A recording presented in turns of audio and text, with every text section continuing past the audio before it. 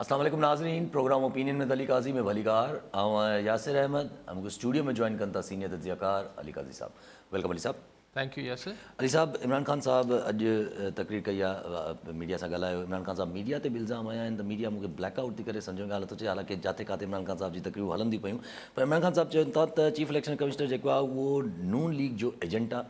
साज़िश जेका आहे उहा थी आहे, पहिरियां साज़िश थी आहे, उनखां पोइ मुदाख़लत थी आहे ऐं उन्हनि इहा ॻाल्हि वरी वजाए छॾी त नेशनल सिक्योरिटी काउंसिल या सिक्योरिटी कमेटी क्लियर करे छॾियो आहे त मुदाख़लत हुई ऐं उहो जेको मरासिलो हुयो उनखे ओके कयो आहे। जी ॾिसो न, हुन मुरासिलो त हाणे इहो साबित आहे त हू सही हो, उन त हाणे लेकिन इमरान खान साहब पंहिंजो नरेटिव ऐं जीअं कारकुननि खे चई रहिया पंहिंजनि खे त तव्हां घिटियनि में वञो ऐं पोइ माण्हुनि खे ईद मुबारक खां पोइ बि चओ त हक़ीक़ी आज़ादी की जिदोजहद करणी है, माना हू बेसिकली हिकिड़ो पंहिंजो जेको धरनो प्लान आहे। हाणे एक्चुअली आहे ॻाल्हि धरणे जी ऐं अॼु खान साहब जेको आहे थोरो पंहिंजो अंग वधाए छॾियो आहे त 20 लख माण्हू खपनि साईं खे। ठीकु थी वियो, पर आउं चाहियां थो अगरि 40-50 हज़ार माण्हू बची विया जी हा त बहुत ठीकु थी बहुत ठीक थी वेंदो ऐं 40-50 हज़ार अचनि बि ऐं वेहनि हुते, अगरि धरणे ते वेही रहिया त बहुत ठीकु थी वेंदो। लेकिन इहो बहरहाल हिकिड़ो मुश्किल टास्क आहे ऐं ख़ान साहब जी तंज़ीम में मूंखे उहो नथो नज़र अचे। जेतोणीकि माण्हुनि जो ख़्यालु आहे त पाण हिते सिंध में वेठा आहियूं त हिते जी तंज़ीम एतिरी का फ़ाल न आहे, ज़ाहिर हाणे अली ज़ैदी या हिन टाइप जा, लेकिन मूं जेको जांच वरिती आहे त ख़ुदि पंजाब में बि जेको हिकिड़ो तंज़ीमी स्ट्रक्चर हुजे थो, जिथे हिकिड़ी हर माण्हू हिकिड़ी पंहिंजी कम खे ज़िम्मेवारी वांगुरु वठे थो, उहो PTI में हुनजी खोट आहे। हर को सिर्फ़ु लीडर खे ॾेखारण लाइ त साम्हूं अचे थो, जिथे इमरान खान हुजे उते, पर बेसिकली जेका ऑर्गेनाइज़ेशनल तंज़ीमी मामिलो आहे हुननि जो वीक आहे। सो अहिड़े धरणे लाइ तव्हांखे 40-50 हज़ार माण्हू, इहे नंढो नंबर न आहे, चवण लाइ ईअं 1 लख 2 लख 50 लख चइबो आहे, पर 40-50 हज़ार तमामु वॾो अंग आहे। उहो वठी अचणु, हुते विहारणु ऐं पोइ ॾिसो ॻाल्हि इहा आहे त ही सिचुएशन हाणे मुल्तान बि वेंदा चवंदा ऐं मुख़्तलिफ़ शहरनि में बेसिकली इमरान खान जेको ही प्रेशर डेवलप कंदो, इन जो तव्हां अगरि पाण इहे सोचूं त हिन जो एंड रिज़ल्ट छा आहे।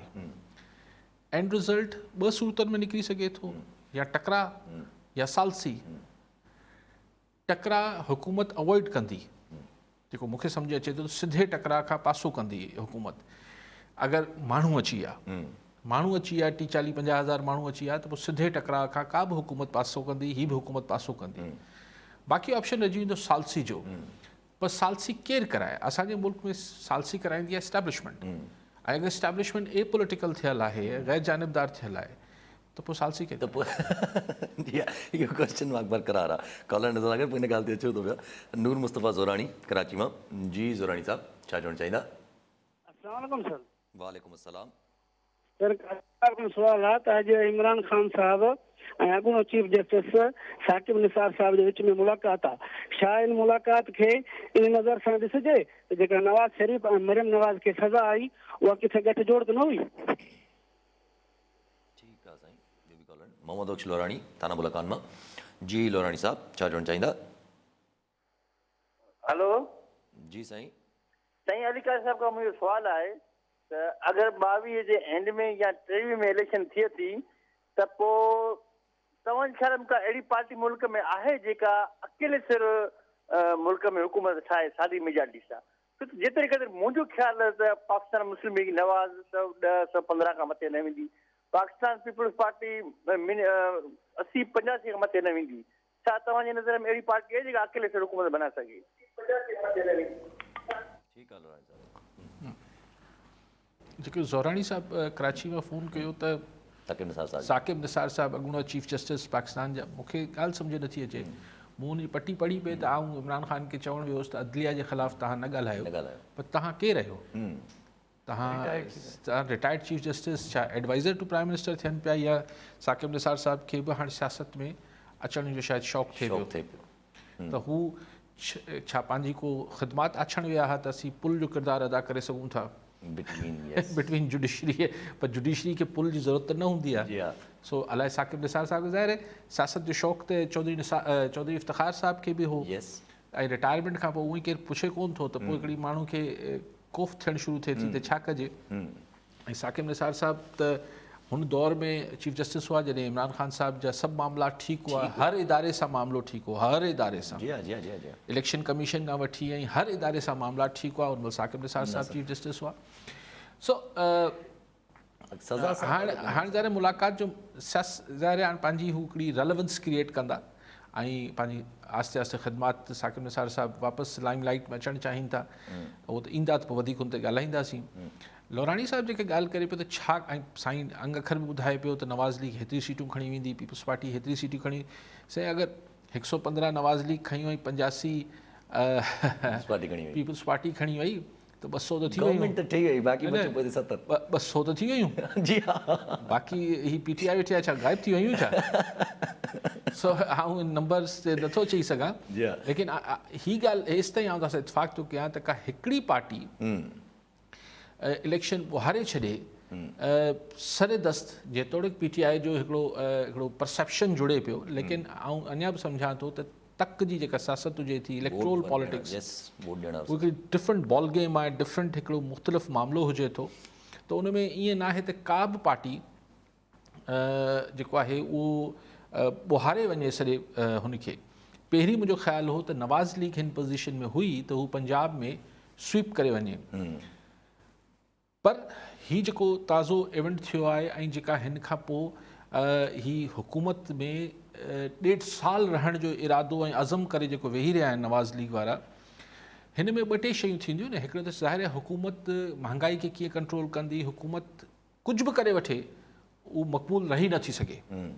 त हिकिड़ो त हुननि जी नवाज़ लीग जी मक़बूलियत खे जेको पॉपुलर वोट आहे, बाक़ी जेको तकनि जो वोट आहे, मैनेज्ड वोट आहे, उहो नवाज़ लीग पंहिंजो रखंदी, लेकिन जेको पॉपुलर वोट हुजे थो उनखे धकु रसंदो। हिन अगरि 1.5 साल ही हुकूमत हलाइण में कामयाबु वञनि था ऐं जेको अज़म कयो वेठा आहिनि त ज़ाहिर ग़ैर मक़बूल फ़ैसिला थींदा, 20-25 रुपए पेट्रोल वधंदो, ही थींदो, हू जेको सभु कुझु थींदो। पोइ ॿी ॻाल्हि जेका हिन में थींदी त ख़ुदि जेको नैरेटिव हो, बयानियो जेको नवाज़ शरीफ़ ऐं मरियम नवाज़ ठाहियो वेठा त हिकिड़ी मज़ाहमती जेको सॼो हुननि जो नैरेटिव हो, उहो हाणे हुन वटि रहंदो कोन। हाणे हुननि खे इमरान खान खे घटि वधि ॻाल्हाइण खां सवाइ मरियम नवाज़ वटि हाणे को बयानियो रहंदो कोन। जी हाँ। अच्छा, इमरान खान हिन प्रोसेस में अगरि ॿी को मतिलबु ग़लती न कई ऐं पंहिंजे पाण खे मेंटेन करे आयो, त जीअं मूं कल्ह बि तव्हांखे गुज़ारिश कई पई त GT रोड जो जेको नैरेटिव या बयानियो हो उहो त नवाज़ लीग सां गॾु हो, पर हाणे ॾिसणो आहे त जेको वक़्तु गुज़रंदो उन में हू बयानी GT रोड में पंहिंजी जेका मक़बूलियत आहे उहो नवाज़ लीग बरक़रार रखी सघंदी, ओढ़ी या न रखी सघंदी। ऐं ॿी ॻाल्हि इहा आहे त जेका ॿियनि इदारनि में पल्स आहे, सो इमरान खान खे हाणे आउं सम्झां थो त नवाज़ लीग अॼोकी तारीख़ ताईं, सुभाणे जी ख़बर ख़ुदा खे, त नवाज़ लीग बि हाणे हुन पोज़ीशन में मूंखे नथी फील थिए त हू पंजाब ॿुहारे वेंदी, जीअं मुंहिंजो ख़्यालु हो अॼु खां महीनो ॾेढ पहिरीं ताईं। हुनजा रीज़न इहे ई आहिनि त अनपॉपुलर ग़ैर मक़बूल फ़ैसिला हुकूमत खे करणा पवंदा, ऐं भले शहबाज शरीफ़ चए त हीअ इत्तेहादियुनि जी हुकूमत आहे, आख़िर में त नवाज़ लीग जी हुकूमत सॾबी न, शहबाज शरीफ़ प्राइम मिनिस्टर आहे। सो हिन सॼी सिचुएशन में आउं सम्झां थो त बग़ैर जेको सुवालु हो त को हिकिड़ी पार्टी खटे सघे थी, मूंखे इन जो इम्कान नज़र नथो अचे। ऐं सभु जेको पंहिंजी ॻाल्हि बि हले पई, साईं बि ॻाल्हि कयो त जीअं तव्हां चयो हिकिड़ी पार्टी बि कोन थी करे सघे, जेका पंहिंजी ॻाल्हि हले पई साज़िश जे हिसाब सां भई, त इमरान खान साहिबु जेको साज़िश जो नैरेटिव हलाइनि था पिया, ऐं अगरि हिननि जेको मरियम औरंगज़ेब साहिबा अॼु बि चयो त असां पंहिंजो मुद्दो पूरो कंदासीं, अगरि गवर्नमेंट मुद्दो बि पूरो करे थी, छा ऐं जेके सॻड़ा हल्का आहिनि अगरि उहे पॉलिटिकल रहनि था, त छा इमरान खान साहिब जो जेको साज़िश जो नैरेटिव आहे उहो विथहोल्ड करे सघंदो, स्ट्रॉन्ग थी सघंदो या डरी वेंदो? ॾिसो, न नैरेटिव त बिल्टअप रखंदो इमरान खान खे, इहो प्रैक्टिस आहे त हू हिकिड़ी मुस्तक़िल वर्जा कंदो आहे जेसि ताईं कूड़ सच थी वञे, जेसि न उहो नथो चवां, उहो नथो त अगरि कंहिंखे थोरो विसरी बि वञे त उनखे मुस्तक़िल यादि ॾियारिजे। जी, साॻी ॻाल्हियूं हर तक़रीर में ख़ान साहिबु ईअं करे रहियो हुजे त ॼण TV त न की बंदि कमरे में करे रहियो हुजे त वरी सो उहो हिन बयानी खे मरण कोन ॾींदो, थधो न थियणु ॾींदो इमरान खान। लेकिन $1 मिलियन जो सुवाल इहो आहे त हीउ जेको हफ़्तनि में चए थो त मां इस्लामाबाद में धरणो हणंदुसि, जेको मुंहिंजो पहिरें ॾींहं खां अंदाज़ ख़्यालु आहे त हीउ मथी ईद खां पहिरीं शायदि कोशिशि कंदो, या वधि में वधि मथी ईद खां कुझु ॾींहंनि खां पोइ, उहो कामयाबु थिए थो या नथो थिए। अगरि वञी पाण कंटेनर हणी 15 माण्हू वेही रहिया जीअं पोइ भेरे थियो, पोइ इमरान खे वॾो सेटबैक रसंदो।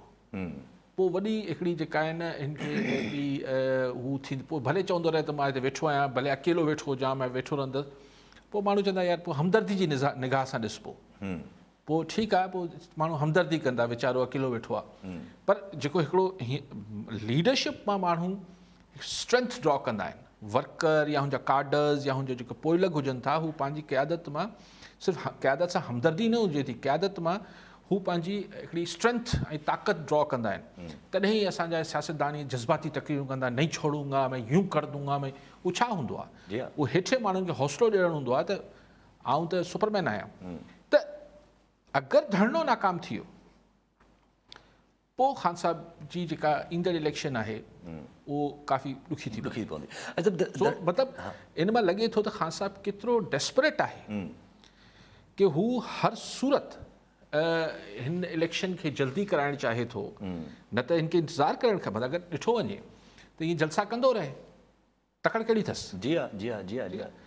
लेकिन हू हर तकड़ अथसि ऐं इन में हू रिस्क खणे पियो त जीअं मूं चयो त अगरि 40-50 हज़ार माण्हू इस्लामाबाद में हफ़्तो चयो 3 ॾींहं विहारणु, हू जमात इस्लामी ऐं हू ताहिरुल क़ादरी ऐं अहिड़ी पार्टियूं जेके हुजनि थियूं या मौलाना फज़लुर रहमान, उन्हनि लाइ त ऐं उन्हनि वटि बि एतिरे अंग में माण्हू न हूंदा हुआ। पंहिंजा पाण वेठा आहियूं, ताहिरुल क़ादरी साहिब वटि एतिरा माण्हू त कोन हुआ, त एतिरा माण्हू विहारे छॾणु सोलो कमु न आहे। ऐं जब हिकिड़ो नंढो सवाल चयो, धरणे जी कामयाबी कहिड़ी नज़र में हूंदी? इलेक्शन जी नज़र में हूंदी या साज़िश जी नज़र में हूंदी? ऑफकोर्स ॾिसो, साज़िश त हिकिड़ो थल आहे न, थल ॿधे पियो इमरान ख़ान त छो धरणो हणिजे, वजाए धरणा साज़िश आहे। जी हा।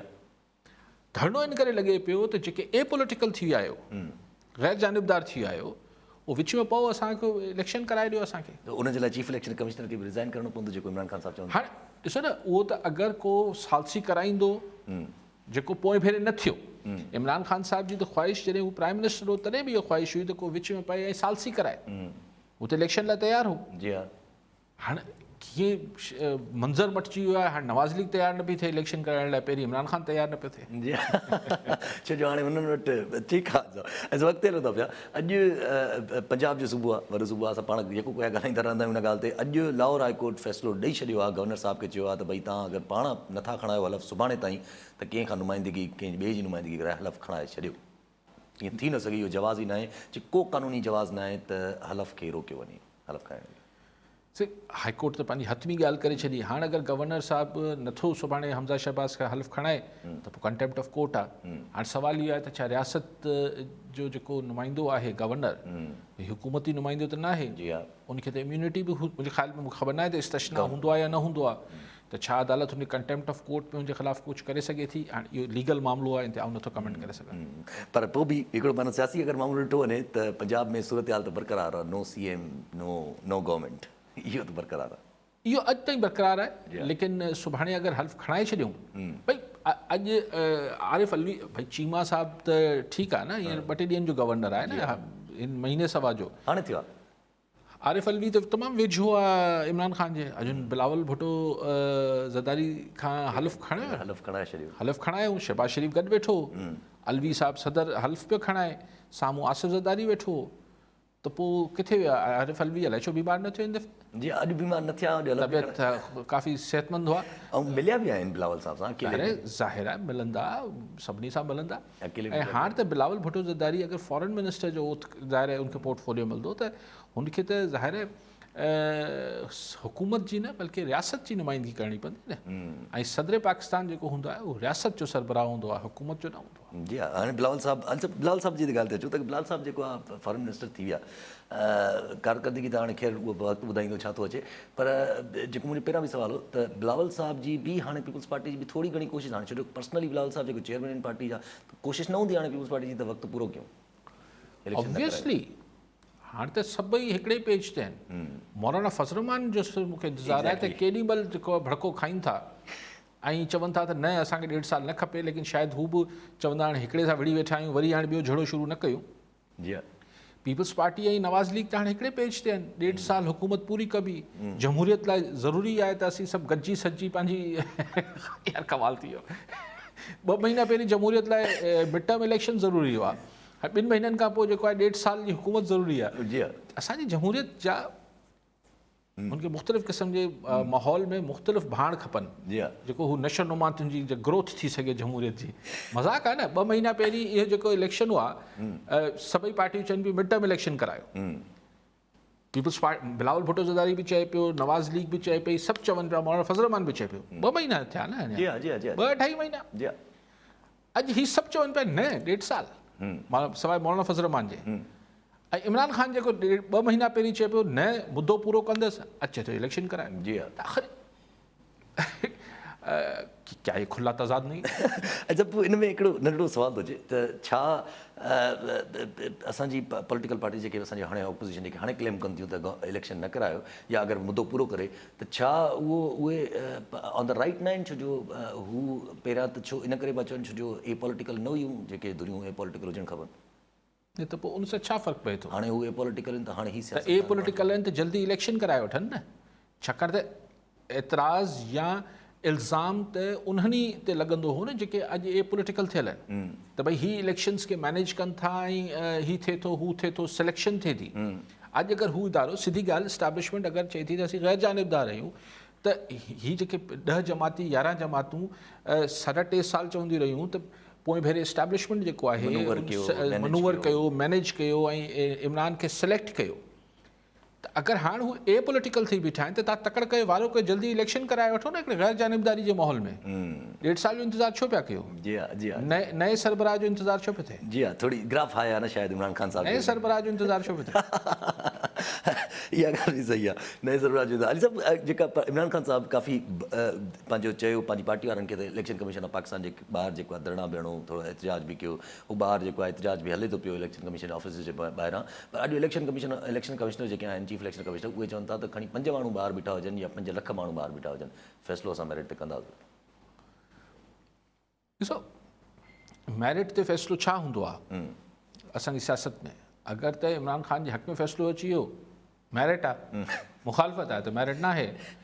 अगरि हक़ में इमरान ख़ान जो फ़ैसिलो अची वियो त पोइ नवाज़ लीग ऐं पीपल्स पार्टी वारा चवंदा त मेरिट न आहे। जी हा असां वटि मेरिट छा हूंदो आहे? लेकिन इमरान ख़ान जेको नुक़्तो उथारण जी कोशिशि पियो करे त भई मूंखे हिन जज ते एतबार न आहे, त अमूमन इहा ॻाल्हि सही आहे त अगरि अदालत में केस हलंदो हुजे ऐं हिकिड़ी धुर चए त मूंखे जज साहिब ते एतबार कोन्हे, त जज पाण ई जेको आहे जी हा रिसीट करे वेंदा आहिनि, रिसीट करे वेंदा आहिनि, मतिलबु पोइ ते हटी वेंदा आहिनि ऐं चवंदा आहिनि ठीकु आहे ॿिए जज खे रखो। हाणे मूंखे ख़बर न आहे त इलेक्शन कमीशन में इहो कानून लागू थिए थो या नथो थिए, छाकाणि त इलेक्शन कमीशन बि फ़ैसिलो कंदी त उनखां पोइ हाई कोर्ट में उनखे चैलेंज ते या सुप्रीम कोर्ट में चैलेंज त कबो न करे सघे पियो करे त। बहरहाल इमरान ख़ान हुन खुटके जो अॼु पंहिंजी तक़रीर में वरी वर्जा कयो त छाकाणि त हाणे PTI जेको आहे हू मुल्क जी सभिनी खां वॾी पार्टी ठही वई आहे, तंहिंजे करे हाणे हिन खे बैन लॻाइण लाइ असांजे ख़िलाफ़ु इलेक्शन कमीशन में फ़ैसिलो वठण जी कोशिशि थींदी।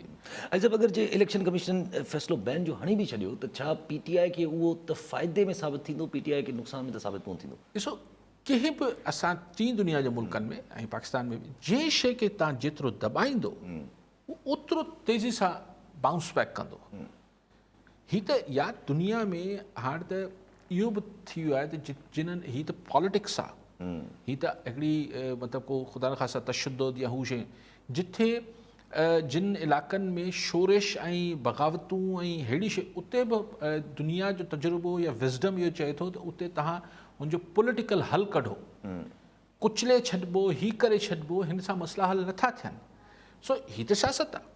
हिन में इमरान ख़ान खे केतिरो दॿाईंदा, जेतिरो दॿाईंदा हू ओतिरो ई बाउंस बैक कंदो, सिर्फ़ु पाण में थोरो पेर झलण हुजे त बाउंस बैक कंदो। सब्र हुजे, थोरो पेशेंस हुजे। कॉलर सां गॾु सरफराज़ हुसैन लगारी, बर्दाश्त हुजे। जी हा, सरफराज़ हुसैन लगारी हैदराबाद मां।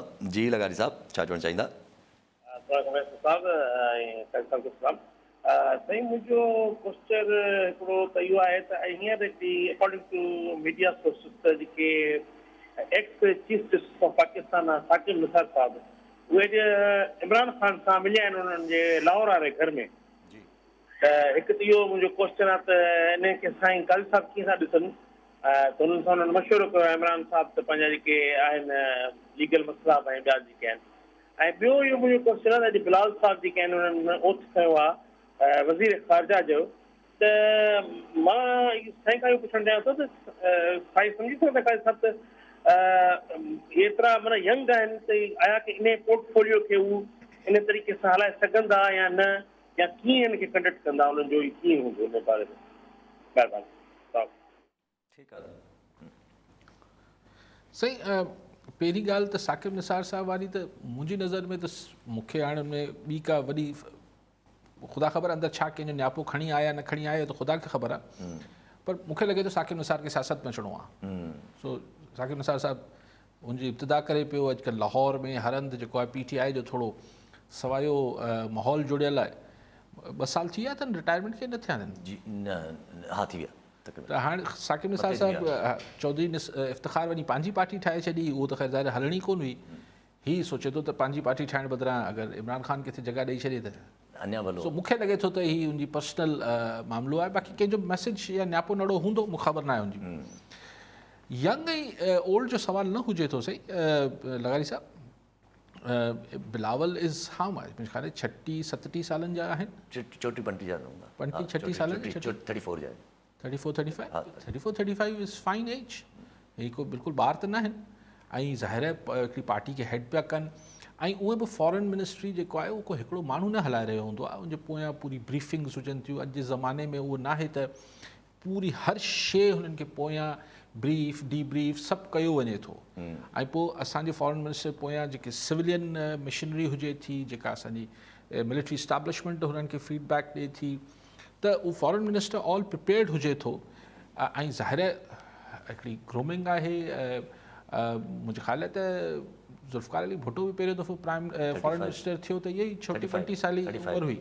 सो इहो को एतिरी उमिरि जो सुवाल न हूंदो आहे। इहो को 16 सालनि जो बि कोन्हे बिलावल साहब। सो इहो को एतिरो इशू न आहे। इशू असल ऐं हुनजी ॿियो पासो, असल ॿियो पासो ॾिसजे त फॉरेन मिनिस्टर आहे त हाणे हू मतिलबु हुन वटि सिंध में जेका पीपल्स पार्टी या सिंध गवर्नमेंट जा जेके मामलात आहिनि, हाणे हुनखे हू टाइम न ॾेई सघंदो जीअं हिन अरसे में हू हिकिड़ी हिकिड़ी शइ में पाण इन्वॉल्व थींदो हो। सो हाणे हिते मतिलबु शयूं वरी डिफरेंटली मतिलबु बिलावल साहब जे हवाले सां थोरो घटि, ज़ाहिर टाइम ई न ॾेई सघंदो ऐं एक्सेस बि न हूंदो। कॾहिं न्यूयॉर्क वञिणो हूंदुसि, कॾहिं लंडन वञिणो हूंदुसि, कॾहिं किथे, ज़ाहिर आहे फॉरेन मिनिस्टर खे त कॾहिं ब्रसल्स, कॾहिं किथे। सो टाइम घटि ॾेई सघंदो हो पंहिंजी तंज़ीम खे ऐं सिंध गवर्नमेंट जे मामलात खे।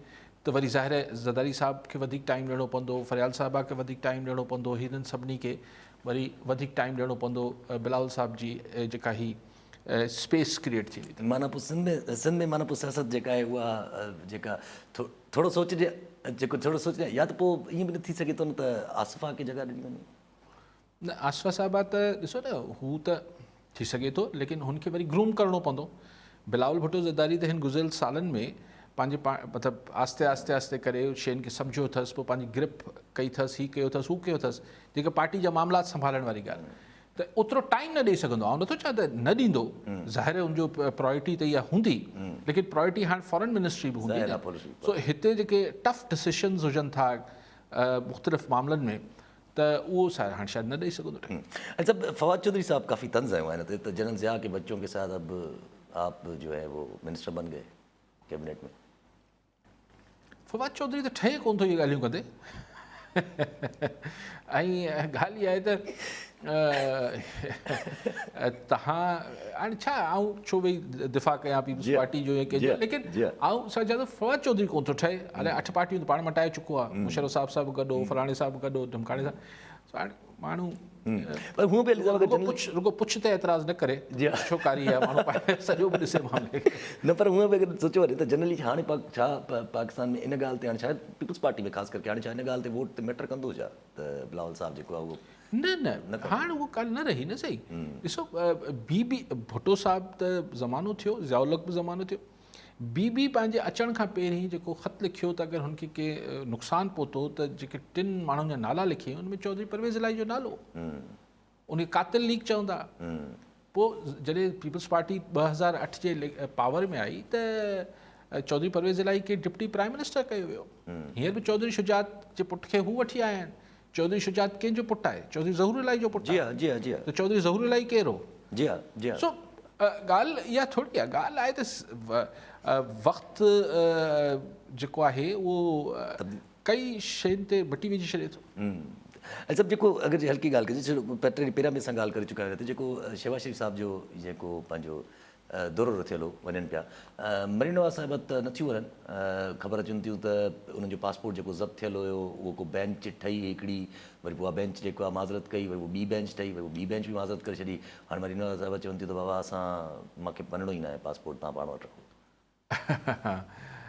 ज़ाहिर आहे मरियम साहिब हाणे छा कंदी जेसि ताईं अदालत में बेंच न पई ठहे, अलाए छो न पई ठहे, अलाए छो नथी ठहे, सो इहो पासपोर्ट नथो मिली सघे। हा, सो हाणे ॻाल्हि इहा आहे त ही लेकिन मूंखे ॾिसणो इहो आहे त वॾो मीआं कॾहिं थो अचे, नवाज़ शरीफ़ कॾहिं लैंड थो करे, ऐं नवाज़ शरीफ़ लहण खां पोइ जॾहिं पंहिंजे मुंहुं पंहिंजे रायवंड जे घर में पंहिंजी धीउ सां वेही नवे किलाई में कचहरियूं रूबरू कंदो ऐं सॼी सिचुएशन खे असेस ऐं एनालिसिस थींदो त मरियम नवाज़ ऐं नवाज़ शरीफ़ वेही छा सोचींदा।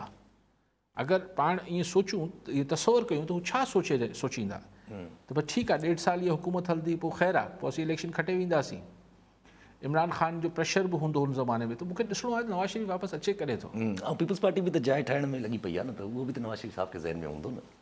न ॾिसो, पीपल्स पार्टी पंजाब में जॻह ईअं ठाहे सघे थी त कुझु फ़र्द अची वञनि हुन वटि। पॉपुलर वोट पंजाब में ॿिन्ही पार्टियुनि जे विच में ई रहंदो, जेको मुंहिंजो अंदाज़ो आहे, मे बि आउं ग़लति हुजां। पॉपुलर वोट जेको पंजाब जो आहे या हू नवाज़ लीग सां रहंदो आहे या रहंदो, या इमरान ख़ान सां आहे या रहंदो, त मुक़ाबिलो पॉपुलर वोटनि जो हुते थींदो। अच्छा, हीउ जेको इमरान ख़ान जेको हीउ पंहिंजो चाढ़ो ॾेखारियो आहे, जेको पंहिंजो ग्राफ वधायो अथसि, हिन खां पोइ जिन्हनि माण्हुनि इहो सोचियो हूंदो PTI में, जेके यार हाणे छॾियूं था हलूं PTI छॾे हलूं, उहो बि बीहजी विया आहिनि। एग्ज़ैक्टली इहो सवाल अचे पियो ज़हन में त यार हीउ त पॉपुलर थी वियो आहे, हीउ त वोट बैंक आहे हिन जो। कल्ह बि पाण डिस्कस कयो पिए त पाण जेको पंहिंजो इलाइक़ो इंटीरियर सिंध आहे उहो PTI जो वीकेस्ट यानी कमज़ोर तरीन एरिया आहे, ऐं कोई नंढो एरिया कोन्हे इहो। मतिलबु इलेक्शन जे हिसाब सां तमामु वॾो एरिया आहे, की हैदराबाद कराची त आहे ई आहे, लेकिन अगरि पाण हैदराबाद टू कश्मीर बि ॻणियूं त वॾो इलाइक़ो ऐं तमामु वीक आहे। पर इन जे बावजूदि जेका हुतां पल्स अचे थी, माण्हुनि जी हिकिड़ी फीडबैक अचे थो त IK जो ब्रांड हाणे उते बि डिस्कशन हेठि आहे, पर उते छाकाणि त हुन वटि इमरान वटि को अहिड़ी टीम न आहे या PTI वटि जेको हुनखे कैपिटलाइज़ करे सघे। हुजे त हाणे अली ज़ैदी साहिब खे खैरपुर नाथिन शाह ऐं खैरपुर मीरस जे विच में त फ़र्क़ु केरु पहिरीं ॿुधाए? जी हाँ जी हाँ जी हाँ। ऐं सभु पर जेकॾहिं इहो ज़हन में जेको हिकिड़ो सुवाल आहे त इमरान ख़ान साहिब जेको आहे उहो नैरेटिव 2018 में बि बाक़ाइदा हिकिड़ो सुठो नैरेटिव हलायो करप्शन जे हिसाब सां, जंहिंमें हू काफ़ी वोट बि खणी विया, त हिन चकर साज़िश जो नैरेटिव हलायो आहे। त जीअं तव्हां ॻाल्हि कंदा हमेशह कॉन्स्टिट्यूशन पॉलिटिक्स ऐं हुन पॉलिटिक्स में थोरो फ़र्क़ु रहे थो हमेशह काथे न काथे, त सिंध में त ख़ासि करके त कॉन्स्टिट्यूंसी पॉलिटिक्स हलंदी आहे, पंजाब में बि इंटीरियर पंजाब में मोस्टली इहो ई हलंदो आहे, लाहौर या इन्हनि शहरनि खे छॾे करे। इमरान ख़ान साहिब अर्बन सेक्टर में पंहिंजे नैरेटिव ते कामयाब थी सघनि था, रूरल सेंटर्स में त न थी सघंदा। ॾिसो, अर्बन सेंटर अगरि पाण इंटीरियर जी ॻाल्हि पिया कयूं, ओवरऑल पाकिस्तान न इहे न आहे, किथे किथे हुन वटि विनिंग कैंडिडेट्स बि त आहिनि न इमरान वटि। मिसाल शाह महमूद कुरैशी आहे, मिसाल फवाद चौधरी आहे, मिसाल हिन टाइप जा जेके कैंडिडेट्स अथसि, हुननि जो उहो जेको पंहिंजो ज़ाती वोट बि त आहे न। ऐं हर MNA जे तक में 2, 3, 4 नंढा वॾा शहर अची वञनि था। मिसाल अॼु जे ज़माने में तव्हां तालको हेडक्वार्टर जेको आहे, मिसाल पाण कंहिंखे चऊं, हाणे हालात ख़ुदि हाणे डिस्ट्रिक्ट थी वियो आहे, लेकिन मिसाल ही शहर आहिनि न, नसीराबाद या हिकु अर्बन स्टेशन्स ठही विया आहिनि। त हिकिड़े MNA जे तक ते 3, 4, 5 त घटि में घटि तालका शहर अची वञनि था, हुननि वटि हिकिड़ा 20,000, 25,000, 30,000 वोट हुजनि था हुन शहरनि में। त ऐं हुते हू जेके शहरी वोटर आहे उहो के भोतार जे चए में बि नथो हुजे, लेकिन सुवाल इहो आहे त हुन सॼी खे इलेक्शन में वोट में ट्रांसलेट कराइण लाइ इंटीरियर सिंध में इमरान ख़ान वटि को अहिड़ी टीम मौजूदु न आहे। ऐं हुनजी शायदि दिलचस्पी पहिरीं दिलचस्पी न हुई, माण्हू चवनि था त IK खे झलियो वियो, त तव्हां हिन पासे रुख न कयो, झलनि वारनि झलियो, त इमरान ख़ान हुननि जे चए खां ॿाहिरि न हो। हिन दफ़े अलाए झलियो अथनि या उनजी पंहिंजी तरजीह नथी बीहे। ठीकु आहे साहब, कॉल सां गॾु हाजी अब्दुल अज़ीज़ चांडियो मोरोमा। जी चांडियो साहब, छा चवणु चाहींदा? हा साईं, इहो मां इहो चवणु चाहींदुसि त इहो हींअर वरी इमरान ख़ान चए थो भई मां वरी माण्हू गॾु थो कयां ऐं अचो तव्हां इस्लामाबाद।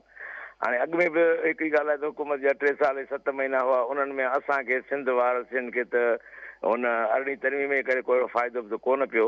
बहरहाल असां चाहियूं था छा वरी असांखे वरी इन साॻी तकलीफ़ में धिकियो पियो वञे या वरी असांखे का ख़ुशहाली मिलंदी। हेॾां त कल्ह को जेको वाक़ियो सिंध में थियो आहे, असांखे ॾुख आहे त बलूचिस्तान जा वाक़िया आख़िर हुन सिंध जो कराची टारगेट छो कयो वियो? छा अॻे जीअं मिसाल असां वटि रहंदो ओसामा बिन लादेन, उहो पाकिस्तान जी ॻीचीअ में पियो हो अरबन जो ऐं तयारु कयल अमेरिका जो, न अफ़गानिस्तान मां हथ आयो न कुझु आहे। इहे वाक़िया असांजे सिंध में पिया थियनि, इन्हनि जो को इन ते का हिसाब कजो त को असांखे सम्झाए थियो आख़िर सिंध छो ऐं कराची छो हुनजे लाइ जेको हुननि खे चूस कयूं त भई हिते इहो करिणो आहे। अमुन असांजी सिंध जो थियो त तबाह थिए, इहो का हिसाब खां पुछिणो, महिरबानी सर। ठीकु आहे चांडियो साहब। चांडियो साहब, जेके तव्हां पहिरीं ॻाल्हि कई त हिन दफ़े वरी तव्हांखे तकलीफ़, तव्हां न वञिजो धरणे में। अगरि धरणे ॾे तव्हांजो चांडियो साहब ख़्यालु आहे, उहो त जेके वञे तकलीफ़ न महसूसु थींदी, जंहिंखे न वञिणो हूंदो उहो न वेंदो ऐं तकलीफ़ बहरहाल सॼे मुल्क खे अची वेंदी ऐं मईशत असांजी उअं ई परेशान कुन सूरत हाल में आहे। ऐं ज़ाहिर आहे हीअ जीअं हिकिड़ो नैरेटिव खणी इमरान ख़ान हिकिड़े बहरहाल अमेरिका जहिड़े मुल्क जे ख़िलाफ़ु हिकिड़ी कंपेन करे पियो, इहो ज़ाहिर ॻाल्हि वणंदी त न हूंदी। ऐं अॼु वरी कल्ह शहबाज शरीफ़ प्राइम मिनिस्टर चयो त भई अमेरिका सां दुश्मनी असीं अफोर्ड ई नथा करे सघूं। सो हिकिड़ी असांजी इस्टेब्लिशमेंट बि ज़ाहिर इन ई ख़्याल जी आहे त अमेरिका सां असीं दुश्मनी कीअं कंदासीं। सो अमेरिका कंहिं ज़माने चइबो त बहरहाल मथे त अलाह जी ज़ात आहे, पर ज़मीनी हिसाब सां जेको असांजी मिलिट्री इस्टेब्लिशमेंट आहे ऐं अमेरिका आहे, इहे 2 क़ुवतूं असांजे मुल्क में कमु कनि थियूं। अगरि अमेरिका ऐं ज़ाहिर असांजी इस्टेब्लिशमेंट, ज़ाहिर अमेरिका त कोन चाहींदो हुनजे ख़िलाफ़ु केरु ॻाल्हाए ऐं इस्टेब्लिशमेंट बि इहो फील करे थी त हू उनखे न ॻाल्हाइणु खपे। 10 जमातूं बि हिकिड़े 11 जमातूं बि हिकिड़े पासे बीठियूं आहिनि त न ॻाल्हाइणु खपे अमेरिका जे ख़िलाफ़ु। त पोइ अकेलो इमरान ख़ान ई हिन पासे बीठो आहे। जी हा, ॾिसो माण्हू वोट ॾियनि था या नथा ॾियनि, इहो त ख़ैर माण्हुनि ते आहे। चांडियो साहिब पिया छा हिन जो नतीजो निकिरंदो, माण्हू वठी पहुची वियो अगरि इस्लामाबाद में त मुश्किल त सॼी दुनिया मुल्क खे मुश्किल में विझी छॾींदो ऐं हुकूमत खे मुश्किल में विझंदो ऐं पोइ इलेक्शन कराइण खां सवाइ ॿी का वाट बचंदी कोन। ऐं इलेक्शन छो न थिए मूंखे उहो बि सम्झ नथो अचे त आख़िर इलेक्शन थियण में हर्ज छा आहे। हीअ त अजाई ॻाल्हि आहे त इलेक्शन ख़र्चु थींदो, ख़र्चु छो थींदो, ऐं हिकिड़ो पॉलिटिकल प्रोसेस आहे, हलणु खपे। लेकिन बहरहाल ॿी ॻाल्हि तव्हां चई त सही, बलूचिस्तान जो मामिलो ही न आहे, ही चाइनीज़ खे अटैक कयो वियो आहे। ही कलदम बलोच तंज़ीम हुनखे एक्सेप्ट कयो आहे, ज़िमेदारी खई आहे। हाणे जेके तफ़सीलात हुनजा साम्हूं अचनि पिया, ज़ाहिर आहे पहिरीं ॻाल्हि त इहा आहे त बलूचिस्तान जी बदमनी ते न पई अचे, हू चाइनीज़ हिट थियनि पिया। हिते उन्हनि खे सॉफ्ट टारगेट नज़र आयो हूंदो त ही वैन में वञनि पिया। हाणे उन वीचारनि जो को छा हिकिड़ी कॉलेज में पढ़ाईंदा अलाए पढ़ाईंदा शायदि पढ़ाईंदा हूंदा त उन्हनि चाइनीज़ जो छा। लेकिन बहरहाल हिकिड़ो पाकिस्तान लाइ त ॾचो करे छॾियूं, चाइना जो वधीक प्रेशर ईंदो ऐं सभु शयूं थींदो। ऐं ज़ाहिर आहे इनमें मतिलबु मूं वटि त साबिती न आहे, पर कॉमन सेंस आहे। मूं कल्ह बि चयो पियो त इंडिया ज़ाहिर आहे बैक थी सॼो मूवमेंट थिए थी, लेकिन बलोच ख़ातून जी हा, सुसाइड बॉम्बिंग करे, जी हा, इहो बहरहाल शायदि पहिरियों दफ़ो थियो आहे। मूंखे त छा थींदो हूंदो बलूचिस्तान में, मूंखे कॾहिं रिपोर्ट ईअं न थियो आहे। ऐं हिकिड़ी जेका उहा बम्बार हुई, उहो पंहिंजी MPhil करण लाइ आयल हुई फर्स्ट ईयर में, जेको बकौल पुलिस जे, हुनजो मुड़ुसु जेको आहे उहो डॉक्टर हो। त तव्हांखे कल्ह जॾहिं अञा हीअ तफ़सीलात न आया त मूं तव्हांखे चयो पियो त हीअ स्लीपिंग सेल्स आहिनि। जी हा, हीअ ख़ामोशी सां पंहिंजी ज़िंदगी गुज़ारीनि पिया, कैंट जे भरिसां किथे रहिया पिया। हाणे मसइलो छा थिए थो त अहिड़े मामले सां त हाणे सुभाणे बलोच औरतुनि जेके वीचारियूं नियाणियूं किथे पढ़नि पियूं, छा पियूं कनि, उन्हनि ते उन्हनि जे सोशल मीडिया ते, डॉक्टर्स ते, हर कंहिं ते हिकिड़ी वधीक सख़्ती अची वेंदी, उनजो वरी रद्द अमल ईंदो। सो बेसिकली टेररिज़म जेका आहे उहो सिधो हिकिड़ो सिधो नुक़सानु पहुचाए थो। मिसाल असांखे चाइना जे साम्हूं ऑकवर्ड पोज़ीशन में विधी। ॿियो इहो आहे त ख़ुदि हिन खे अगरि कुझु ताक़त सां कुचलण जी कोशिशि थिए थी, ज़ाहिर ताक़त ई लॻाई त उन सां वरी हिकिड़ी ॿी नर्सरी पैदा थी वञे थी। सो ही बेसिकली असांखे वरी आउं चाहियां थो त दुनिया में असां वटि सिर्फ़ु न दुनिया में जेके होम मतिलबु ग्रोन जेके टेररिज़म हुजे थी अॼु जे ज़माने में गुज़िरियल 40 सालनि में उनजे पोयां ॿी मुल्क या ॿिया मुल्क या ॿियूं क़ुवतूं हुन में शामिल हाल हुजनि थियूं सिर्फ़ु होम ग्रोन टेररिज़म नथो थिए त भई हुतां ई पैदा थियो ऐं उहो पाणे थिए पियो उनजे पोयां कोई न कोई हुजे थो को मुल्क हुजे थो त पोइ मामिलो अची वञे थो त असांजी फॉरेन पॉलिसी यस एग्जैक्टली मां बि उन ते अचे ठीकु जी हा सो तव्हांजी इकॉनमी तव्हांजा इंटरनल अंदरूनी अमन अमान ये सभु मामला तव्हांजी फॉरेन पॉलिसी सां जुड़ियल आहिनि पोइ असां फॉरेन पॉलिसी खे केतिरो रैशनलाइज़ करे सघूं था केतिरो हुनखे असीं डिफरेंट करे सघूं था इहो अच्छा इन में हिकिड़ो अॻिते सुवालु अचे थो त फॉरेन मिनिस्टर साहब बिलावल भुट्टो साहब थिया आहिनि हाणे त हिन वक़्तु हिकिड़ो दरवाज़ो जेको आहे हिकिड़ो चैप्टर असांजो अफ़गानिस्तान में खुलियल आहे यूक्रेन कॉन्फ्लिक्ट अलॻि सां हले थो पियो चाइना नाराज़गी सीपेक जे हिसाब सां हुई US खे असां नाराज़ कयूं वेठा आहियूं बिलावल भुट्टो ज़रदारी साहब लाइ त काफ़ी मुश्किलातूं आहिनि ॾिसो ई बिलावल मां पहिरीं बि गुज़ारिश कई त फॉरेन मिनिस्टर ही को लोकल एजुकेशन या इरीगेशन जो वज़ीर न हूंदो आहे ही पंहिंजे सिर सभु कुझु नथो करे सघे इवन बिलावल साहब खे मतिलबु 95% उहो ई चवणो उहो ई ॻाल्हाइणो ऐं उहो ई करिणो आहे जेको उनखे ब्रीफिंग मिलंदी ऑन इज़ ओन हू को पंहिंजा फ़ैसिला अगरि कंदो त पोइ त प्रॉब्लम थी वेंदी बिकॉज फॉरेन मिनिस्टर जी पोज़ीशन हू रियासत जी यानी मुल्क जी नुमाइंदगी करे रहियो हुजे थो सो मुंहिंजो न ख़्यालु त ही पंहिंजे मुंहुं बिलावल साहब को शयूं कंदो त हुन लाइ चैलेंज ओतिरो ई आहे जेतिरो को बि ॿियो फॉरेन मिनिस्टर हुजे हुन लाइ चैलेंज अच्छा जेका तव्हां पंहिंजी ॻाल्हि बलूचिस्तान जे स्टूडेंट्स जे हिसाब सां जीअं तव्हां ॻाल्हि कई त स्टूडेंट्स जो इहो आहे त अगरि जे हे जेको इवेंट थियो आहे इंसिडेंट जेको कल्ह थियो आहे त इन में माना पोइ इहा ॻाल्हि वाज़े नज़र अचे थी त हाणे बलूच स्टूडेंट्स लाइ ख़ासि तौर ते मसइलो थींदो यूनिवर्सिटी ॾिसो बलोच प्रोफेशनल्स लाइ बि थींदो न हाणे हू जेको जो मुड़ुसु हो डॉक्टर बकौल पुलिस जे त ग़ाइबु थी वियो आहे जो ॿार बि हलिया विया आहिनि शादी जी सालगिरह बि मल्हाए विया आहिनि यानी तव्हां ॾिसो त छा ही अजीबो ग़रीब ज़हनी कैफ़ियत हुजे थी त उनखे ख़बर हुई त उनजी ज़ाल वॾी फाटण वञे पई उन ख़ातून खे बि ख़बर हुई त आउं हींअर फाटण वञा पई माण्हू मारींदसि ऐं ईअं न त हाणे इहे सभु शयूं सुसाइड बॉम्बिंग जेका आहे उहो हिकिड़ी ख़ुदा ख़बर छा ख़ुदा अला पनाह में रखे त हीअ कैफ़ियत ई तमामु अजीबो ग़रीब आहे पर जीअं मूं गुज़ारिश कई त इहे हिन जे पोयां पॾही क़ुवतूं हुजनि थियूं ज़ाहिर सो फॉरेन पॉलिसी खे ई ॾिसणो पवंदो त आख़िर ही असीं मामलात पंहिंजा कीअं ठीकु कंदासीं जेको तव्हांजो सुवालु आहे त ऑफकोर्स बलोच प्रोफेशनल्स लाइ बलोच न्याणियुनि लाइ बलोच हिननि लाइ हिकिड़े ज़ाहिर ही शयूं वधीक प्रॉब्लम्स क्रिएट कनि थियूं लेकिन किथे न किथे आई होप के को सैनिटी शुड प्रिवेल ऐं नथो चाहियां त ज़ाहिर आहे दहशतगर्दनि सां त को बि रिआयत न थियणु खपे चाहे उहो कहिड़ी ॿोली सिंधी हुजे पंजाबी हुजे पठाण हुजे बलोच हुजे केरु बि हुजे पर ॻाल्हि इहा आहे त हीअ त इवेंट थियो न हिन खे त ज़ाहिर आहे हिन जी जांच बि थींदी हुनजे मुड़ुस खे बि ॻोल्हबो छा थींदो लेकिन बेसिकली हीअ हिकिड़ी वॾे जेको कुझु थींदो सालनि खां थिए पियो अकबर बुट्टी खां अॻु खां जेको शुरू थियो बलूचिस्तान में चाहे हू ग्रेट गेम हुई छा चवंदा त इंटरनेशनल कॉन्स्पिरेसी हुई सभु लेकिन हाणे हिनखे किथे त वेही असांखे सॼी बलूचिस्तान जे हवाले सां हिकिड़ी पॉलिसी खे रैशनलाइज़ करण जी ज़रूरत आहे न वरी रीथिंक करण जी ज़रूरत आहे त जेको कुझु असीं बलूचिस्तान में कंदा आया आहियूं या जेको कुझु सुभाणे करण जो इरादो रखूं था हिन सां छा मसइला हल थींदा न इतादी गवर्नमेंट मौजूदु आहे बहितर इहो ई आहे त इहे ई करे वठनि छो हेड़ी सभु गॾु थियल आहिनि सभु गॾु थियल आहिनि ऐं बलोच लीडर्स बि आहिनि हिन में जी हा बलोच लीडर्स बि आहिनि ठीकु आहे साहब वॾी महिरबानी साहब नाज़रीन अॼु जे प्रोग्राम जो पूरो थियो वरी मिलंदा ईंदड़ प्रोग्राम में दुआ में